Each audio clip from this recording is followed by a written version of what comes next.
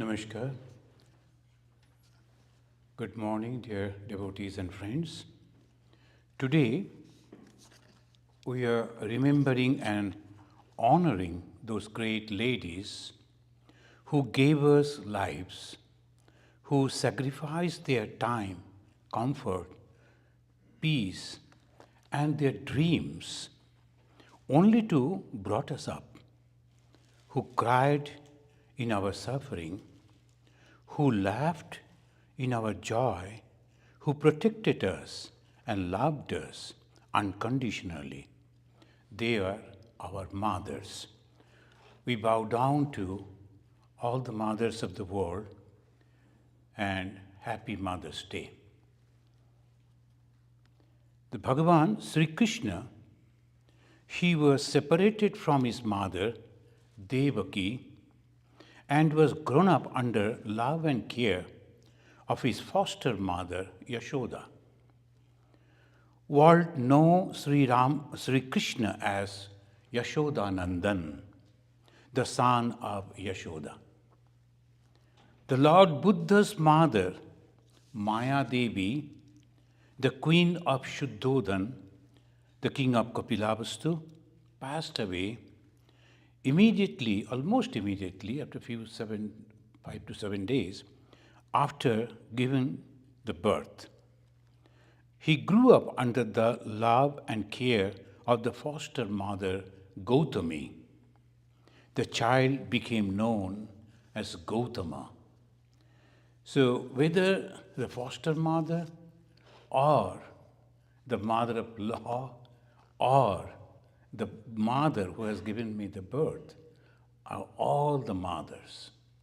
And those, they are not having the children, are also the mother if they are having these wonderful, unique qualities of the mother.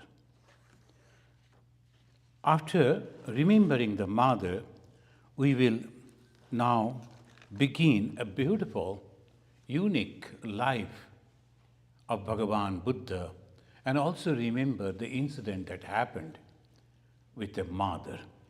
So before that, let us chant this mantra, the Vedic mantra. Sharvastaratu durgani sarvo bhadrani pashyatu sarvasad buddhimapnotu sarva sarvatra nandatu. Hari Om. Let all be happy. Let all be free from anxiety. Let all be healthy. And that is a Vedic prayer, but that goes with the life of Bhagavan Buddha. His whole life was dedicated for this one motto, to make everyone happy. The official name of Gautama was Siddhartha. When he was born, his name was Siddhartha, and who was given early married to Yashodhara, the daughter of the king Koli, and they had a son, Rahul. So this is the family of the Lord Buddha. Before he became Buddha, he was a married a prince and was getting ready to become king. So that was the time, everything was fine with Siddhartha Gautama before 28 years of his. When he reached to the 28 years, he was married, he was settled, he had a son. Then his father Shuddhodan thought that the prediction of the astrologers that he is going to be, maybe, that he will become a great monk, now that is over. So he allowed him to go out to mix with the people, and he started visiting different places. And when he went out, he met the 4 different type of people the four visions, they always say. First, he saw an old age. Friends, we also see the people that they are growing up before us, becoming old, and slowly they are dying, but it never comes to our mind. We think this is normal. Obviously, this happens to everyone. I'm also going to grow like this. But it was completely different with Siddhartha. And when he saw, immediately he started thinking, why it is happening? So first thing, the old age. That means when we grow, our body is changing, mind is changing, and that means it is a changing world. That was the first thing. We saw first, and immediately it is not seeing, he observed. And that is the first way one should look at things, immediately understanding what is going to happen. Then next, illness. He found that the body, because he was a very strong body, he was very tall, very fair complex, very good looking person. And naturally, he never saw any illness because his father was hiding all this.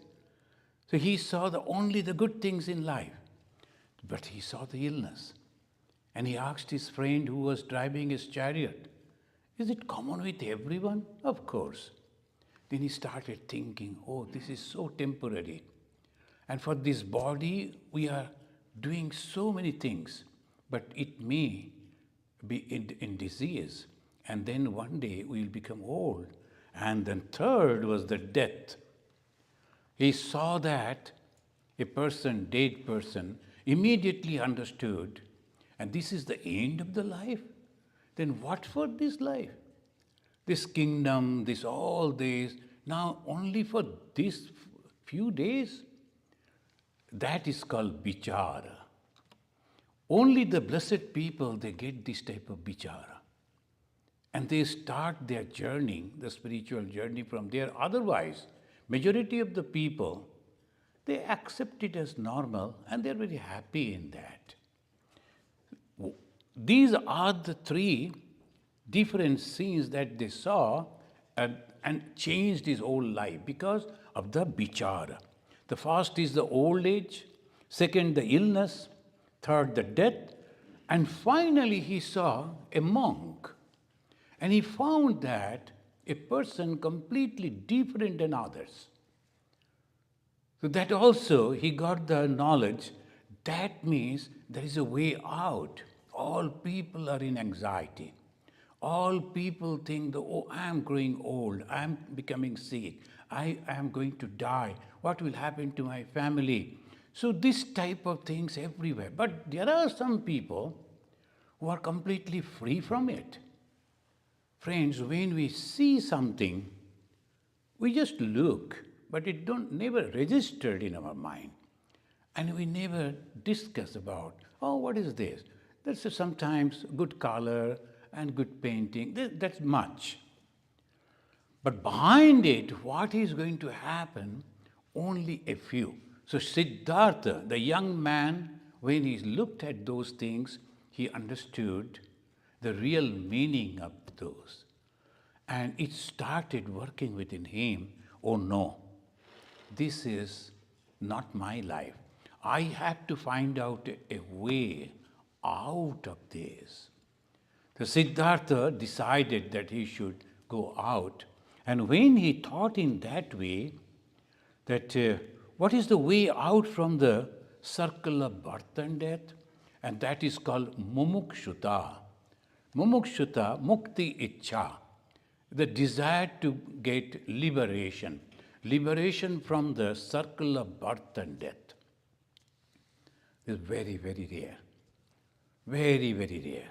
Shankaracharya, almost 500 years after Lord Buddha, the Indian scholars, they say that is, Buddha was 500 plus before Jesus, and Shankara was 100 plus before Jesus.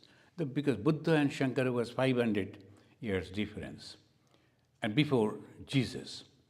But the Western scholars, they say no, Shankara was 700 years after Jesus. We don't think no, because after the 700 years means by that time the Christianity has already come to India, and particularly in Kerala. So obviously one of the direct disciples and apostles, he came to Kerala, and Shankara is right from the Kerala, and he has never mentioned about the Christianity. That cannot be. So obviously Christianity is also was a philosophy, and Shankara touched almost each and everything, but he never mentioned about the Christianity. That proves he was before.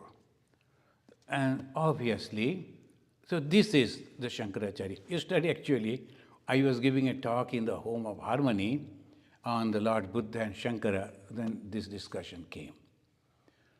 Now the mumukshuta, mukti ichha came to the Buddha, and Siddhartha Gautama became mumukshu, one who wants to get the liberation. Like every truth seekers, Gautama left his hearth and home. Now, the moment this thought comes, then what happens? The people, they think that I have to go out of this. The first bondage is the family, the relatives. So I have to go away from them. Other people, what is happening, we are not affected. But when something happens to my mother, my father, my brother, my sister, my very close, then naturally that affects me. I have to be away from that. So he went out, and he went to a teacher called Arada, and also another Uddaraka. They were the great philosophers in those days. The Arada, he taught him about the self. And there are some conversations, there are some teachings that look at the self. When you say the Arada, in those days, at the time of Buddha, he is telling, this is much, of course, much before Shankaracharya, but the same way Shankara taught, this Arada is teaching to Lord, our Siddhartha, we should call Siddhartha now, and he was telling, look at it. Everything is changing, but somebody is watching the changes. I am a young boy, I am a grown-up man, I am an old man, but I am. That is all the time.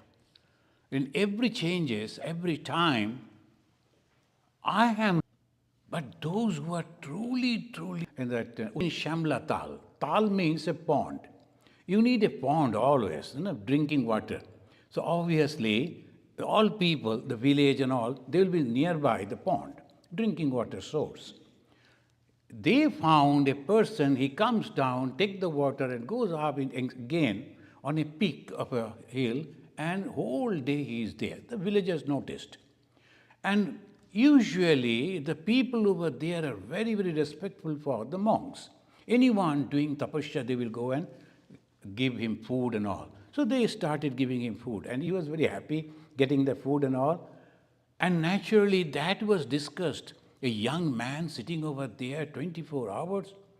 And when they were searching for this, the disciple of Vivekananda, they heard this story. A young man is there. Then they went over there and saw that he is sitting. Hey, why you are sitting alone over here, leaving your responsibility? Our president is asking you. They said, please allow me a few more days, because I am almost near to realization. I can feel. Please allow me. And he was, you will wonder, actually they planned to send him to America. And he said, nothing doing, I am not going anywhere, I am so close to realization. He denied the order of the president of the Ramakrishna Mission at that time. And his name was Swami Ishatmananda.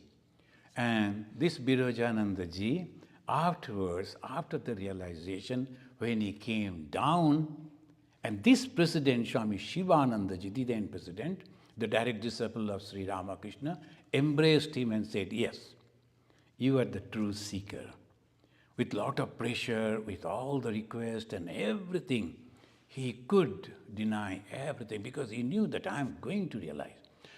And we find it in the Siddhartha Gautama. He denied everything. No, I am not going to continue over here. This knowledge that I have got, it is okay. Then he went to the temples. And they were offerings. He wanted to learn where I will get the truth. And he saw the offerings they are making.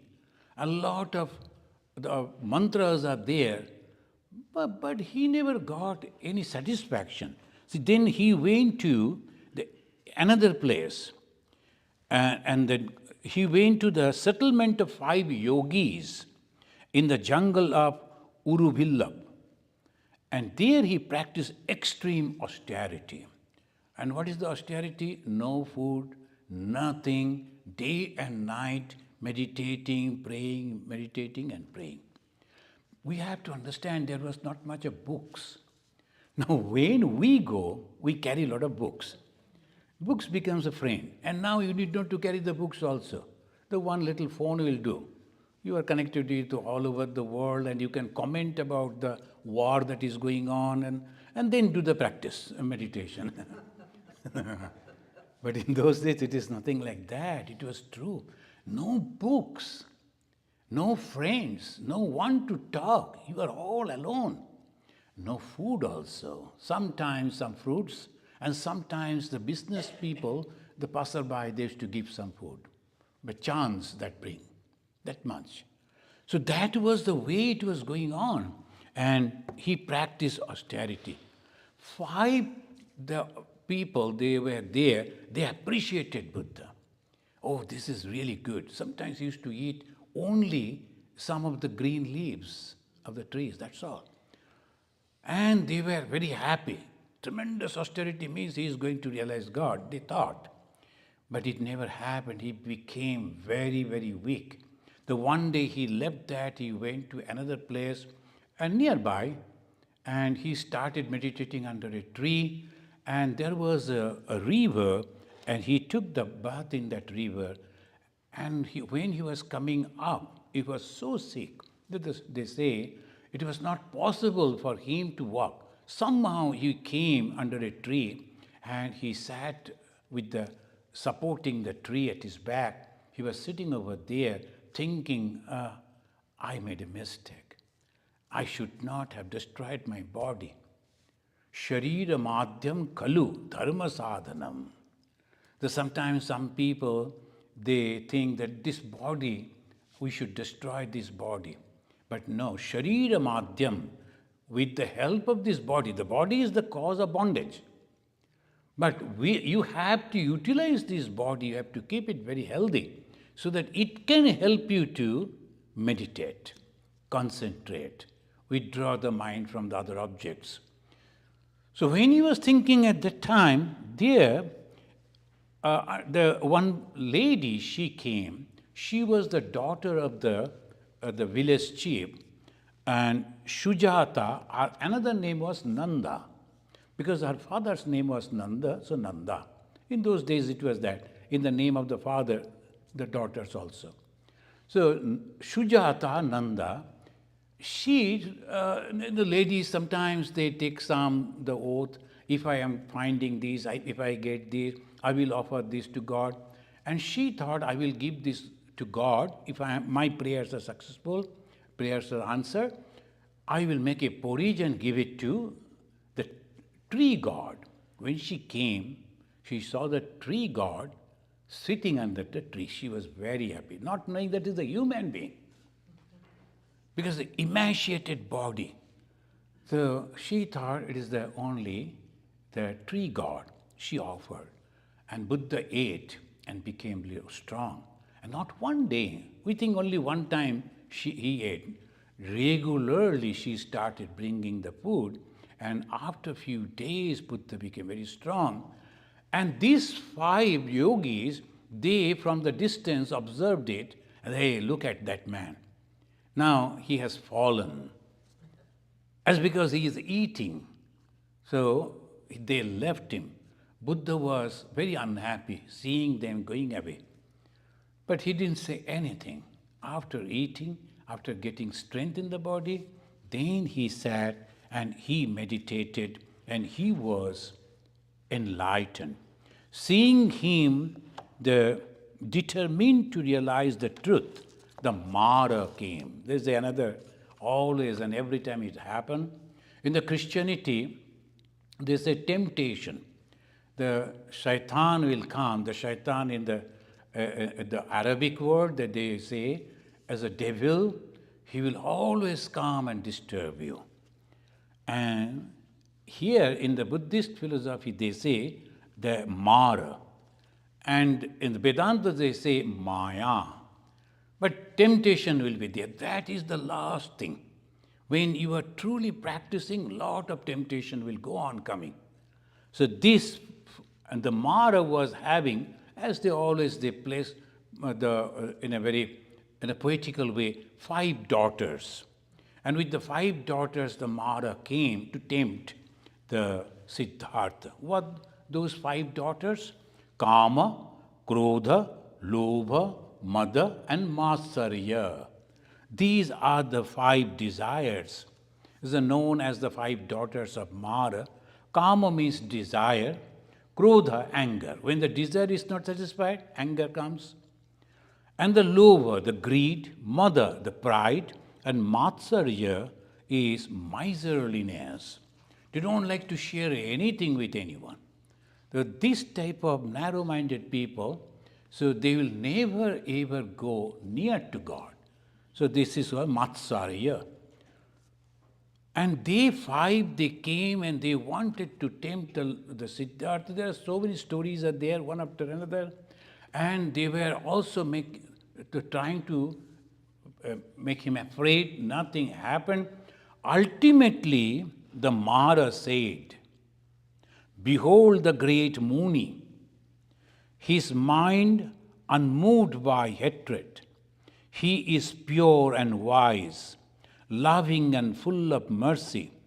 As the rays of the sun disperse the darkness, so his perseverance will remove his ignorance, and he will find the truth. Truth will enlighten him." It is the words of the Mara, he said in that way. I got it from the Gospel of Buddha. There's a nice book, the Gospel of Buddha. So they are, as if the Mara is talking like that. So they have given it over there.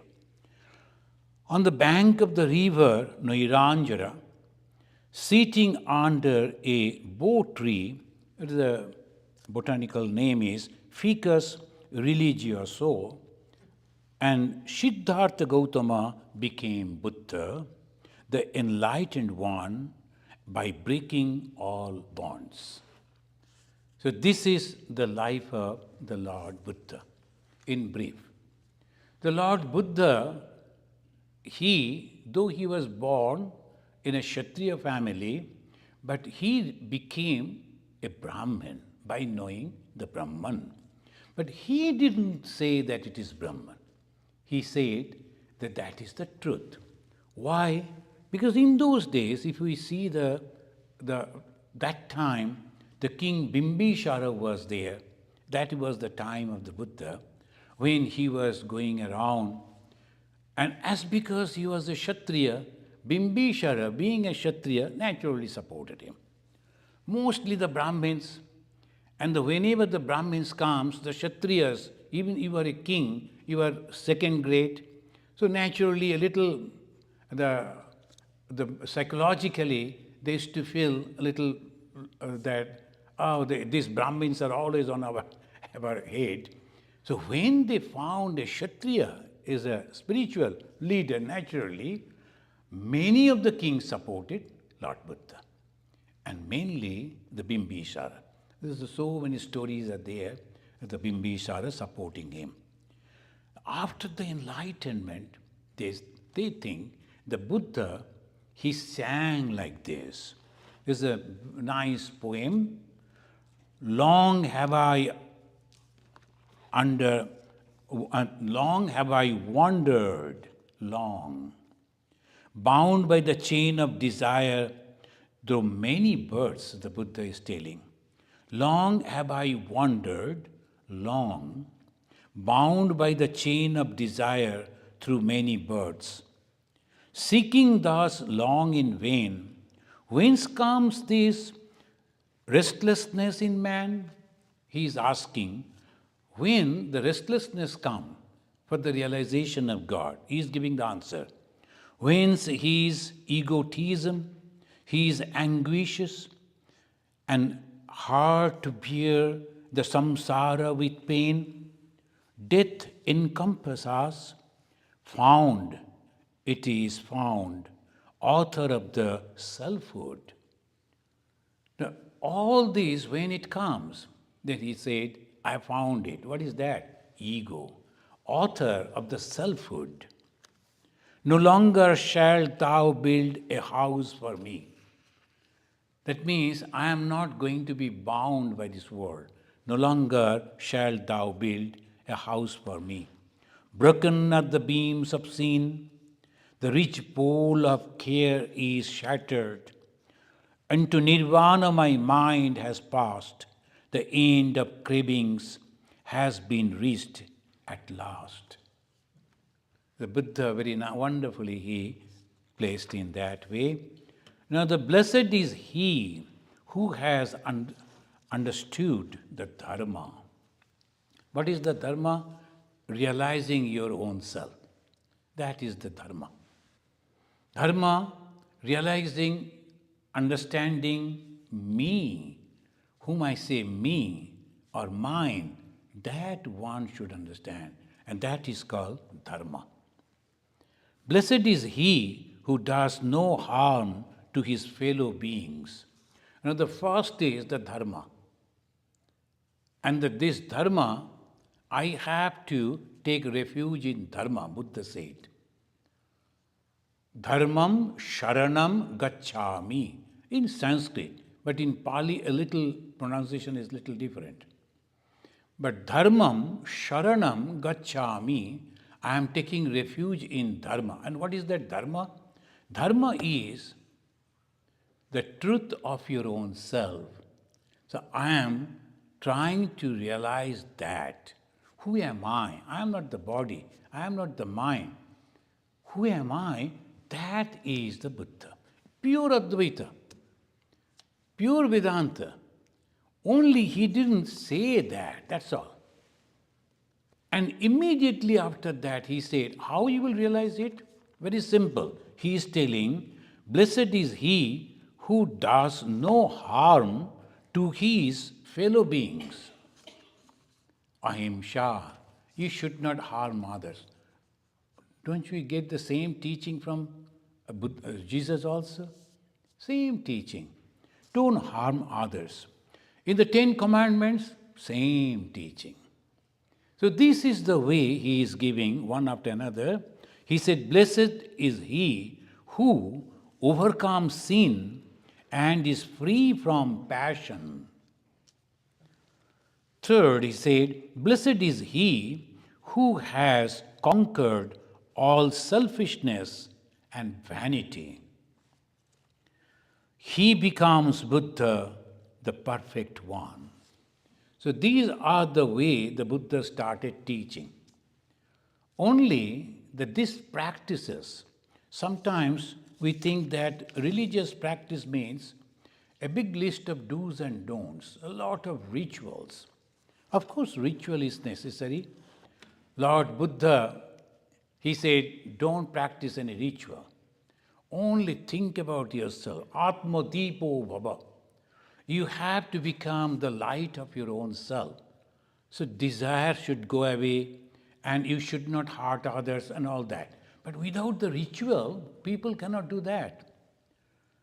You must have to have something, and through that process you develop that. Afterwards, all the Buddhists, they develop so much of rituals.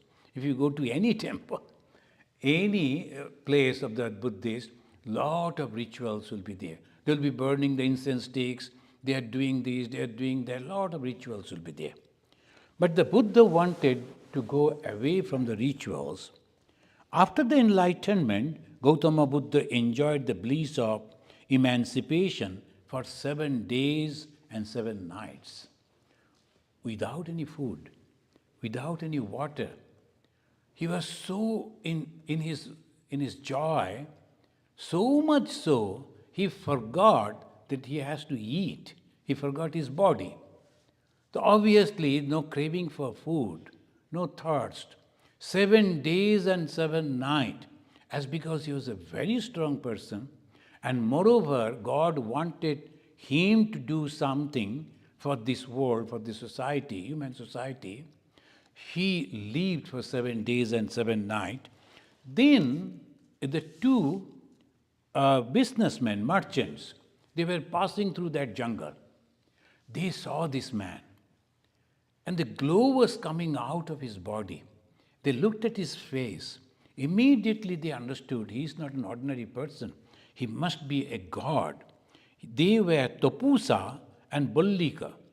These two persons, they came near him, they offered him some food, and they told, "We like to take refuge in you." They were the first Buddhist. They got the first initiation from the Buddha, this Tapusa and Bullika. And we take our refuge to Buddha and in Dharma. So Buddha was insisting, you must always take refuge in Dharma. And Dharma means, I am pure, I am pure, I am pure. And I see all people are also the same. I am not going to harm anyone. That is the Dharma. Practices are different. The first is this Dharma. Lord Buddha's philosophy and teachings are very simple and easy to practice. And I will quote here, as Swami Vivekananda puts it, happiness, where seekest thou, my friends, this world never can give. Happiness, where seekest thou, my friends, this world never can give. Buddha also said the same thing. He said, Dukkham, Dukkham, Sarvam Dukkham. I am sorry to say, everything is nothing but this dukkha. And this dukkha, the existence of the truth of suffering, it is there. You cannot deny, oh no, whole world is a very happy world. No. Even a baby, the one-day born baby, for that also it is dukkha. Because when there is no mother, when there is no food, the milk for the child, it is dukkham. So that dukkha begins right from the birth until death. And before death, it is so much painful.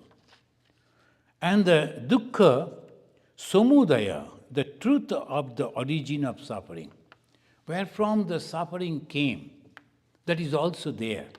You should know that. And what is the origin of suffering? The Christians, they say, original sin is the cause of suffering. But Buddha said rightly, exactly like the Hindus, they say tanha. Tanha means desire. The tanha means desire. Desire is the cause of all suffering. If you have a desire and if it is not satisfied, you are angry and you behave in a very different way. So that is the tanha. And dukkha nirodha, then he said, don't worry. You can go beyond that. Dukkha nirodha, the truth can be removed. That is, truth is that suffering can be removed. And then finally, the fourth one is the dukkha nirodha marga. Marga, they say magga in Pali, they pronounce, but it is marga. The truth of the way to removal of suffering. These are known in the Buddhist world as the Four Noble Truths. These are the Four Noble Truths. But how to overcome the dukkha, the suffering? Then he gives another, the Eightfold Path. Then I was talking to one of our monastics today. I told I can't talk to you now because I have to go and give a talk on Buddhism, on Lord Buddha. I'm preparing. What is there? 4 and 8. That's true. The Buddhism, Very simple. 4 and 8. What is the 4? The cause. And 8 to removal of the cause. Now, what is this 4? 4 means the trouble. What is the trouble? The dukkha. What is the dukkha? Tanha, desire. And that is first is suffering. Why I am suffering? There was a desire. And then this is the cause. Then you can remove the cause, and the process of removal is also there. These are the 4. Now you become hopeful. Oh, there is a process. What are the processes? Very simple.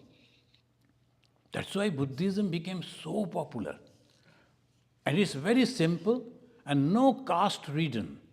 Anyone can accept. So naturally in India, a lot of people, all caste ridden, Brahmin, Kshatriya, Vaishya, so many things goes on. So obviously, here it is nothing like that. Anyone can accept. So people started accepting it. Moreover, in those days, the kings also supported. When the kings are supporting, naturally, ordinary people will also be happy to accept it. So what are those 8 noble paths? That is samma drishti. Drishti means the right view. What is the right view? They say that cultivating thoughts of loving, kindness, compassion, non-attachment. The drishti, the first you look at this, and what are those? First is the loving. The Buddha is the mother's heart. They always say, the Buddha's heart, his heart was so soft and so compassionate for each and everyone. One person was dragging a goat. Hey, why you are taking the goat like that way? Goat was not ready to go. Now I like to slaughter it. He said, why? Because if I offer it to my God, I will get the blessings of the God. Then the Buddha said, why don't you take me instead of that goat? It's not ready, it is crying.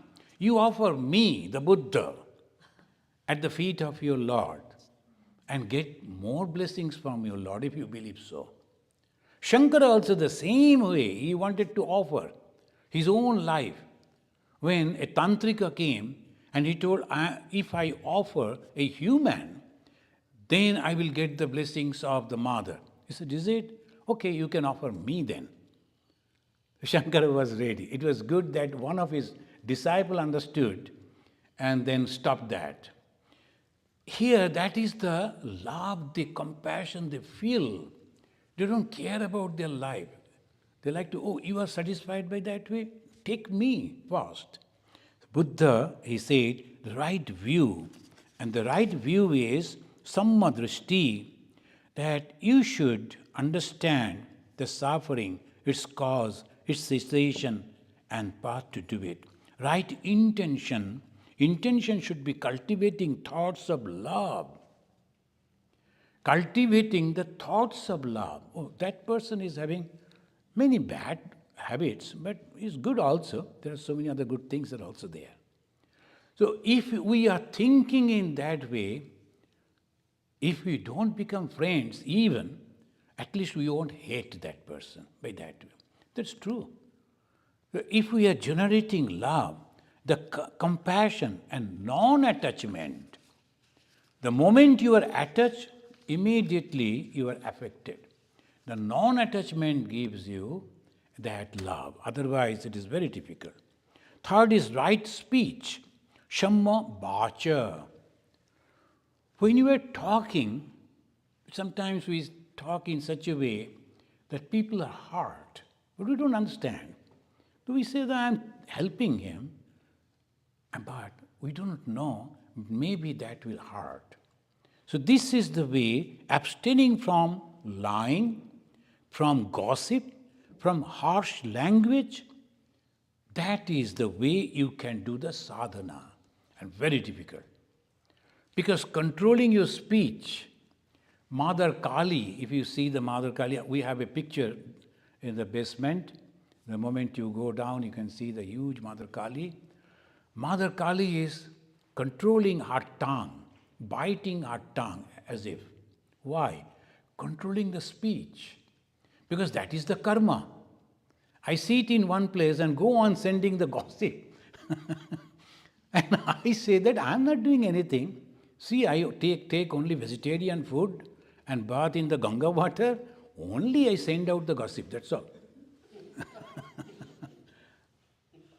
But you are doing very bad karma. So Buddha is telling, you have to control that, you should not do. One lady came and she was telling, they are married and not children, because they are planning that we should first earn some money, and naturally the couples, they have their planning. But some of the neighbors, the other ladies, they're Indian, the place, and they, the moment a husband will go out to office and their husbands are also, they will come and knock, hey, what you are doing? Will I then go on telling him, why you are not having a child? That is not good. Your water in your hand is impure. Then one day she became very angry and told, why do you come to me and ask me to prepare coffee? I am touching the water and preparing the coffee. If my touch is not pure, then why don't you come? Why you come? But they will regularly come, and that is their habit. They are thinking we are elderly ladies, and she is a young girl, and we are motherly affection we are showing her, but actually not. These we don't understand. Ma Sharada Muni Devi was married to Bhagavan Sri Ramakrishna. And Sri Ramakrishna, in those days it was marriage means only engagement. But when the girl will become 18 years old, then only she will go to the in-laws' house. That was the system. So she was 6 years old, married, and then she was waiting in the father's home. Other ladies in the villages, whenever they will go to the pond for fetching the water, they used to say, look at her, that is our Sarada, and we love her so much, but her husband is a mad one. And why to tell her? If you know it is okay, rather you pray, but no, they will tell her. And Ma Sarada, pretending that she is splashing the water on her face, used to cry. Because the heart, naturally, my husband is mad, who will? But that is the way they used to torture. But they thought they are very humble and no problem for them. They are not doing any sin actually. But they are committing sin. This is very right speech. Abstaining from lying, gossip and harsh words. Right action. Samma kammanata. Refraining from stealing, adultery, rather doing good works or helping the poor, attending the sick, and other acts of kindness in general. It was the first time in the human history that the monks, they were attending the sick. Buddha started that. It was the first time that Buddha started the organization of monks. The monks means you go, get the teaching from your teacher, and then you go and practice, that's all. But here, the organized way, it was the Buddha. Then right living, samma ajiva, choosing to the profession that does not cause harm to oneself and the others. So, as I was telling yesterday, sometimes the people, they are selling narcotics or maybe the weapons. That is their business. And they say it is good that we are doing it, but they are harming the society. Not only this, sometimes the people, they are making the films, the filmmakers, not the actors and actresses, but the writer and the producer and all, they are making sometimes the films that is not good for the society. Young people, they don't understand. They are getting the information from the film, the movies, and doing bad things. One of our ex-students, long back, he looted a train. And you know the government money that sometimes it goes from one place to another by train. It will be guarded and all. He saw the great train robbery 21 times. And then he got all the information. That time, I think Google was not there, otherwise Google could teach him how to rob the train. But anyway, and he saw 21 times And he organized that, almost successful, but some villagers saw him and they reported, police arrested, and it was came in the newspaper and the big letters, ex-student of Ramakrishna Mission. We never taught him to.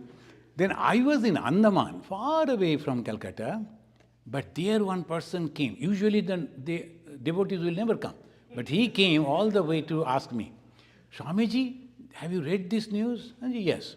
Oh, you student? And yes, our student. But how it is possible that your student doing this? Then what to say? I told, see, we always tell our students, don't do small things, do big things. So obviously, he took that, not pickpocketing, doing this, like that we did. When we are teaching, we must be very, very careful. And our profession must be like that. In the business, in the profession, no, I am not going to do that. Selling the narcotics, selling this, weapons, no, we should not do that. If you like to be a spiritual man and like to get eternal happiness, you should not. Then right endeavor, cultivating positive mental states and abandoning negative ones. You know, the mind always goes in the waves like this. Sometimes bad, sometimes good. Never ever think when you are and the mind is down, you cannot meditate, you cannot read the good books. Don't think that you are lost. Or sometimes you are not successful. Wherever you are trying, something wrong is happening. Don't give up. Every time you say, something good is waiting for me, I am going to be successful. That is Swami Vivekananda said. Life is not one. It is an eternal life. If I cannot do it in this life, next life I am going to do. That should be the attitude, and you will be successful. And that is really, if you are constantly going on praying to God, I like to do it, I like to achieve it, I like to have it. And if you are pursuing for that, success will come, for sure. The Lord Buddha said that. Then right mindfulness and samma sati, paying attention to the present moment with clarity. We think, oh, afterwards, now I am doing something wrong, there's no problem. But afterwards, I will donate some money and all my sin will go away. And after that, I will be fine. That is not. Buddha is very correct. That very moment, what you are doing, you must have to be very, very careful. Every moment. Otherwise, I am doing bad now, then afterwards I will rectify. No, there is no rectification. So that is the way he said, concentrate and in proper way. And finally, the eighth one, concentration, developing the focus, attention, and the mental stability. You know, friends, all problems in the mind, not in the body. Body is just like an external thing. All things are in the mind. And if we can focus the mind, that's why sometimes those who are practicing the students of, I know one student in Germany, writing the PhD, and you can realize God easily, you people. Why? Because when they are studying the PhD and so, their attention is focused. Basically, they are very intelligent people. Otherwise, they won't reach over there. And secondly, they're very focused. Third, they choose things properly. They read a lot of things. But then they will pick up what they really want. And that they will utilize. Suppose that mentality, that temperament, that focus, if they're applying in God realization, very easily they will realize God. Very easily. So that is why they say developing focus attention. You must. And then, friends, I like to conclude by saying the Lord Buddha met a mother, a suffering mother, a mother who lost her baby, child. And when the Lord Buddha was passing through a village, they stopped for something. Then the mother came carrying the dead baby. on her arms and said, Buddha, you have to give life back to this dead body. And she was profusely crying. Many of you know the story. And the Buddha never said no.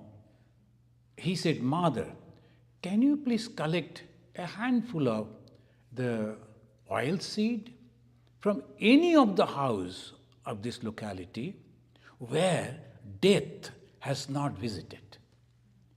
Never ever that family had any death. From that family, a handful, a few, only the oil seed if you can bring, I will bring back the life. She ran door to door, knocked each and every. All the village said, they said, I lost my grandfather, I lost my mother, I lost my father, I lost my son, I lost this, lost. Then she came back wise, picked up her son and said, I have understood. It is inevitable. So I should not pray for this, which is supposed to go, and let it go. I won't pray to you, but I will pray, give me the enlightenment so that I can really become truly happy. So sometimes we lose and then we cry and cry for the whole life. The Lord Buddha's teaching is, this is inevitable. This changes. But look for the truth. Truth is happiness, and you are that. You need not to go to anyone. You need not to believe anyone. That is why he never said, go and read the Veda. And his followers, somehow, good or bad, they denied Veda. But why Buddha didn't refer to the Veda? Because at that time it was not necessary. He said only very simple 8 steps. But because he never accepted Veda, he was not accepted as a Hindu. Because Hindu must accept Veda. That apart, we worship Lord Buddha. And we believe, in the Hindus they believe, he is one of the incarnations. Why? Because he established Dharma. And what is that Dharma? L-O-V-E, love. Thank you, friends. And any question there? Samir Kumar is asking whether chanting mantras before a number of deities, is that better or concentrating on a single deity? There is a Shandilya. The Shandilya, he is a dualist, and his teaching says, if you are chanting, then you develop love for God. To get the devotion, you have to chant the mantra. Then you will find the majority of particularly India, I can say, the southern states, they believe in Shandilya, Bhakti Sutra, and most of them, they memorize some of the chants and they will be chanting before the God. But in northern part, not that much. They chant different things, the Tulsidasi Ramayana. And eastern part, that is a completely different, the mostly Gaudiya Vaishnava, and that is different. But Shandilya, if you follow the Shandilya, of course. But only chanting won't do, you have to know the meaning of those. And you have to ponder over those meanings, then only you will get the enlightenment. Thank you. KAI has a 2-part question. Part 1 is Tantric Buddhism different from original Buddhism? And second part, is it true that Swami Vivekananda was captured by some of the Buddhistic monks for sacrifice? No. That's not. The second part is not Swami Vivekananda. It was his brother disciple, and he was visiting Tibet at that time, Akhandanandaji. He was a very young boy. The 16 years he came to Thakur, and when Thakur passed away after 4 years, hardly 20. And he was very, very energetic, and he used to go everywhere. Then one day he found that a group of people, they are going to Tibet and the business they were going. A huge number, 100 people there were. See, he also started with them. No passport in those days, so he went along with them. And after reaching Tibet, he found the poverty everywhere, but the tremendous richness in the Buddhist monasteries. He, being a monk, he went to the monastery and shouted at them, "Hey, you are monks, why you are having so much of wealth? Rather give it, distribute to the poor. Let them develop the economy, let them have the education." As we always think, the Sri Ramakrishna's teaching, he went and told them. First they drove him out. And he was driven out from the Tibet.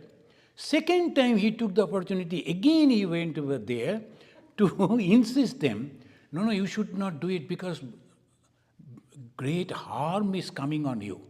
If you do this, the whole Buddhism will break down. Don't do it. Distribute your wealth among the poor. What you are going to do as a Buddhist monk? So much of wealth as you have accumulated. That time they became very angry. They bound him in one pillar, and the order was to cut his mouth so that he cannot talk. So, luckily, as because Bhagavan Sri Ramakrishna is always there, luckily that businessman, he reached over there. He found, hey, this boy was with us and he's a young sannyasi. He went and gave them some money and told, he is my young brother. Somehow, they don't kill him. He brought him back. In the meantime, British police got this information. Someone is going over there and making the agitation. So they arrested him. When he reached back to India, British police arrested him. And he was no problem. He went into that prison and he was there taking the name of God, meditating and giving advices to everyone who comes. Then somehow, some devotees, rich devotees and known to Vivekananda, they went and he was released. This is Swami Akhandananda. He was full of love and courage. This is the second. Not Vivekananda, but Swami Akhandananda, yes. And the first that you questioned? Is Tantric Buddhism different from original Buddhism? Yes, of course. Friends, that if you have heard this talk, original Buddhism is this much. The 4 and 8, and nothing is there. Afterwards, whatever we see is the other people, they came and they developed philosophy on that. Now, when I am reading the Gospel of Sri Ramakrishna, I am explaining. Now, my devotees, they are eager to publish a book. If I publish the book, Gospel of Sri Ramakrishna is only 1 volume. By my explanation will be 3 volumes. No, it will be like that only. So those who are accepting the Buddhism, adding their own idea and developing a new type of Buddhism, so that is why Buddha never worshipped anything. Because he wanted to ask people, develop morally, and that will be sufficient for you. But now so many different types of Buddhism are there. Everyone taking the clue from the Buddha, they are developing Tantra Buddhism. It came from the Tibet. But Tibetans, they were the worshippers of Kali. And their Kali is known as Tara. And that Tara is not, our Tara, Hindu Tara, is the blue color. But their Tara is a black color. And they added the Tara with the Buddhism. That is like that. Thank you. Okay. Yeah. When Buddha, before he found salvation, he was feeling hungry, he was not eating. Then one lady gave some food. Is it true that he realized the concept of Madhyapantha? Yes. Mission took from there? That is true. Ekdam. Now, exactly. The Madhyapantha Acharanyaniya, they always say. Madhyapantha. When we join, they always say not much of austerity and not much of luxury also. Madhyapantha, simple, and what is necessary. Sometimes when I am sick, some Swamis, they will never take medicine. Why? No, this body is going to destroy. Why should I unnecessarily take medicine? They say, no. Take medicine. Go to the doctor. And then when you are all right, you can serve the society. So that is normal way, Madhyapantha. Take proper food, and the food that you can digest, food you like, that you should take. And about sometimes some Swami, they used to lie on the bare the floor. But that one should not. Regularly, if you are doing that, they get the diseases and all that. So Madhyapantha, very correct, very correct. Swami Vivekananda said, Madhyapantha avalambaniya. At the middle path you should follow. Thank you. Thank you. Any other question? Yeah. Question on that. So you said that Sri Ramakrishna said that when someone realized Brahma, he or she has to leave the body within 21 days. So is it the same thing of when Gautama Buddha got enlightenment? Is it Brahma, or because he did not leave his body within 21 days? And that is the 7 days he was not caring for the food. That is in his biography, 7 days, 7 nights. But Lord, the God, we do not know, they wanted that he should remain alive. Buddha never cared for food because he was full of joy. That is the reason he was in a jungle, all alone. But suddenly the two businessmen, they were passing through that. That is the divine planning. The divine planning, so they gave food, they gave the water, and they brought the news to the others. Oh, here is a man. So other people started coming to him, and he also got the feeling that I should go and teach this to others. Ultimately, he came to Benares, the seat of learning. Anyone you like to say a new philosophy, you have to come to Benares. Shankara came, Buddha also came. So that is true. And I see that it is the God's planning. So these two persons went, they accepted Buddha then and there and helped him. Thank you. Good question. So, okay then, yes. Buddha, I feel, is it true that Buddha denied Vedas? Buddha, that is the question. He never said like that. That directly, he never said. He said, the Veda is containing lot of knowledge. Now, if you go on reading the 4 Vedas, then decide that you will practice religion, not in this life. Because you to read this whole Veda will take your all time and you will be confused. So many varieties of ideas. Sometimes completely monastic, or the monism, or the dualism, like this, like that. Instead, if you practice these 8-fold paths, very simple, the morality, then your mind will be pure and you will get that knowledge. So why to try over there unnecessarily? The Buddha never said that there is no God. Buddha never said that don't read Veda. He only told these people, and we have to remember, he was not talking to the educated elite people. He was talking to the ordinary masses. And he wanted to raise the ordinary masses. So he told them, you need not to do all this. Much afterwards, Chaitanya Mahaprabhu, he also said, don't bother about visiting temple or all this. Rather, take the name of Krishna. Hare Krishna, Krishna Krishna, Hare Hare. To whom? Very ordinary people. So they won't, it's not possible for them. So these people, according to their time and the people, they gave the advices. So Bhagavan Sri Ramakrishna said, no, Buddha never denied, only he didn't express. That's all. Thank you. Okay, friends, let us say Shanti 3 times. Om Shanti.